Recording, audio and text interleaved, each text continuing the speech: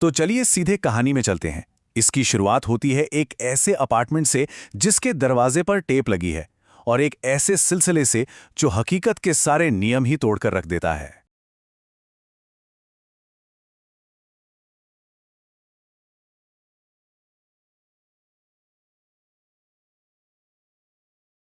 बस एक शब्द, रीप्ले।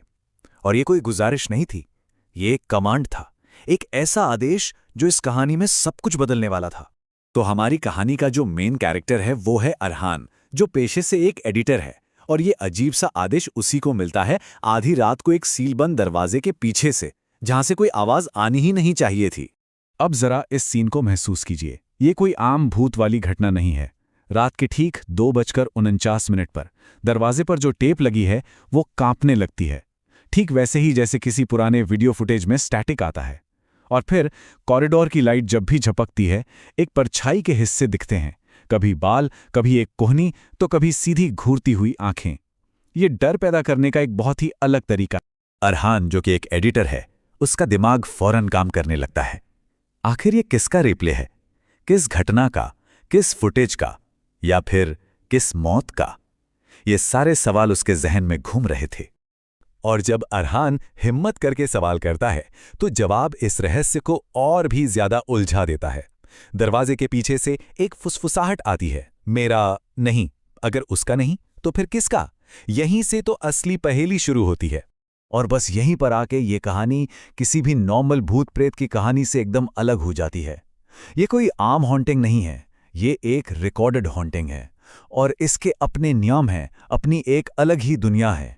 देखिए, आमतौर पर क्या होता है, हॉन्टिंग में कोई भूत होता है, कोई आत्मा होती है जो आध्यात्मिक नियमों पर चलती है। लेकिन यहाँ कोई आत्मा नहीं है।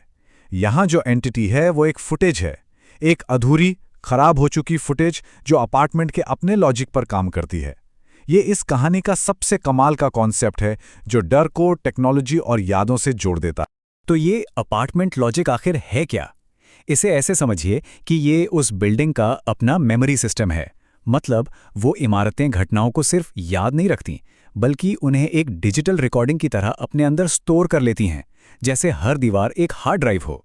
तो इस रिकॉर्डेड हॉन्टिंग के कुछ पक्के नियम हैं। जैसे टेप लगे दरवाजे एक स्क्रीन की तरह काम करते हैं।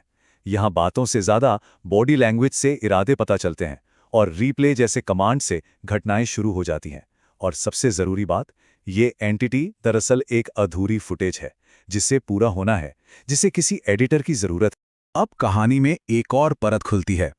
अरहान जब उस अपार्टमेंट के बारे में और जानने की कोशिश करता है तो उससे एक पुराने अनसुलझे केस के बारे में पता चलता है। और शायद यही इस पूरी पहेली की चाबी है। बिल्डिंग का चौकीदार उसे बताता है कि उससे पहले उस अपार्टमेंट में एक महिला रहती थी। कमाल की बात यह है कि वो भी एक क्राइम टीवी शो की एडिटर थी, और उसकी खासियत थी लापता लोगों को ढूंढना। और विडंबना देखिए, एक लापता महिला के केस पर काम करते करते वो खुद ही लापता हो गई। एक पैटर्न सा बनता दिख रहा है। और फिर चौकीदार एक ऐसी लाइन बोलता है जो इस पूरी कहानी का दिल है। वो कहता है, लापता लोग कभी शरीर नहीं छोड़ते, लापता लोग बस रीप्ले करते हैं। ये लाइन गायब होने का मतलब ही बदल देती है। मतलब गायब होना अंत नहीं है, ये एक कभी ना खत्म होने वाला लूप है। तो अब आते हैं कहानी के उस हिस्से पर जहां ये बार बार दिखने वाला समय, यानी 2:49 अपना असली राज खोलता है और सारी कड़ियों को एक साथ जोड़ देता है।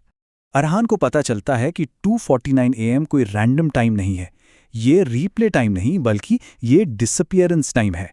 ये ठीक वही समय है जो पिछली एडिटर की केस फाइल में उस लापता महिला के आखिरी बार देखे जाने का समय लिखा हुआ था। एक छोटा सा सुराग जो अब कहानी का सेंटर पॉइंट बन गया है। और जैसे ही ये सच सामने आता है, अपार्टमेंट का बर्ताव और भी ज्यादा अजीब हो जाता है। सीलबंद दरवाजा बाहर की तरफ नहीं, बल्कि अंदर की तरफ पिचकने लगता है। और इसका कॉन्सेप्ट बहुत ही कमाल का है। वो दरवाजा किसी को अंदर नहीं खींच रहा, बल्कि वो किसी चीज को वापस फुटेज के अंदर खींच रहा है। और फिर दरवाजे के अंदर से एक पिक्सेलेटेड, ग्लिच करती हुई रोशनी दिखती है, मानो कॉरिडोर की ही फुटेज कॉपी हो रही हो। और फिर वो एंटिटी पूरी तरह से सामने आती है, एक महिला की परछाई जो किसी दीवार से नहीं, बल्कि एक फ्रेम से बाहर निकलती है, जैसे किसी स्क्रीन से बाहर आ रही हो। और उसके चलने की आवाज कदमों की नहीं है, बल्कि एक टेप के रिवाइंड होने जैसी है।